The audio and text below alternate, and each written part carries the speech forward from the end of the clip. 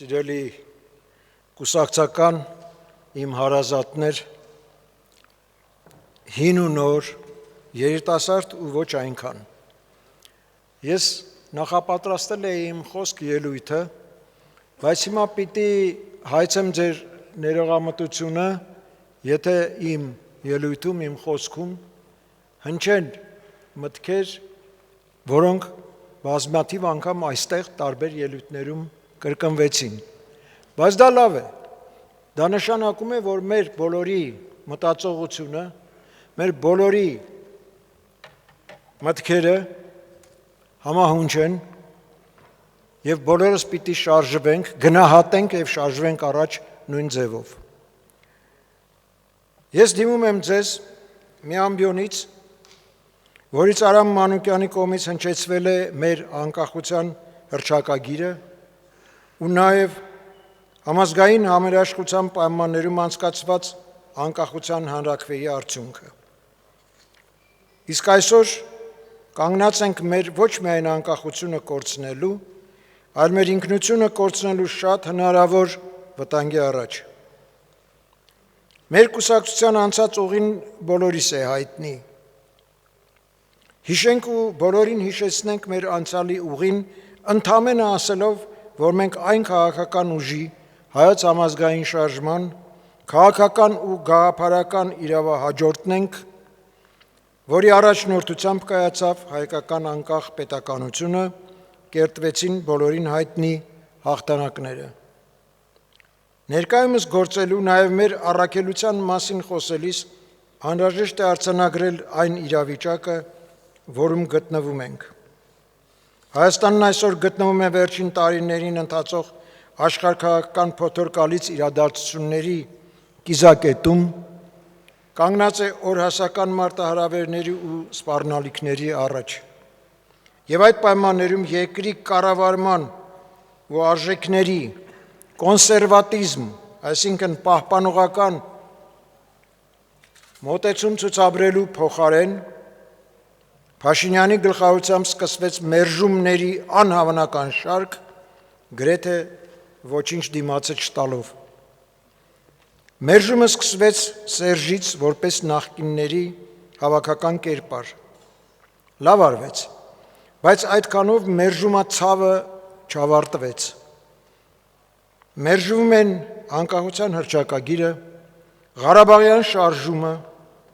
Արցախի ինքնորոշման իրավունքը, ընդհանրապես Արցախի պատմական գոյությունը, Սիսն ու Մասիսը, պետական խորհրդանիշները,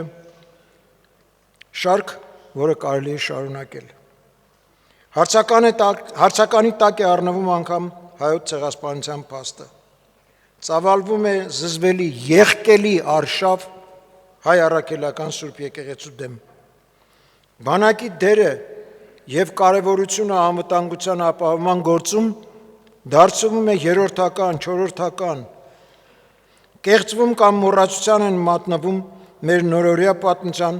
բոլոր ձեռքբերումները։ Այս ամենից հետո ուզես թե չուզես,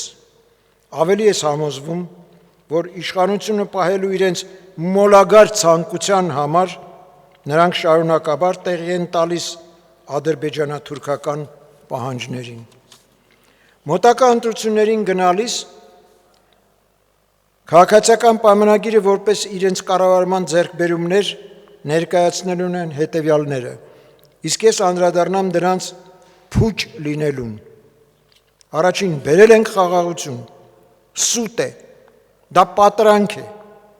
ինչում ավելի ենք համոզվում մեր կողմից ընթացող պատերազմի փաստով։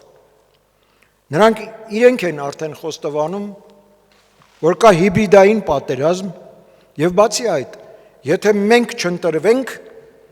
պատերազմ կլինի, խաղաղություն չլինի։ Հերն եմ անիծել այդպիսի խաղաղությանը, պետք չի մեզ այդպիսի խաղաղություն։ Հաջորդը,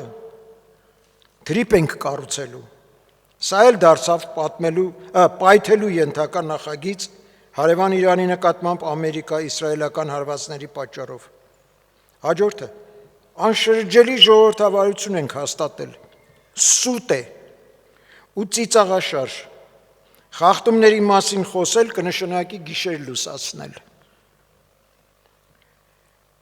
Ինքնիշխանությունն ենք մեծացրել։ Ինչ մեծացնել, երբ տարածքներ ունես Ադրբեջանին հանձնած։ Պարտադիր զինվորական ժամկետի կրճատում, բանակի դերի նվազեցման հաշվին։ Ինչի հաշվին։ Բանակի դերի նվազեցման հաշվին։ Համախառն ներքին արդյունքը մեծացրել ենք, հայտարարում են բազմագորգոր։ Բայց ինչպես արտաքին պարտքի կտրուկ ավելացմամբ,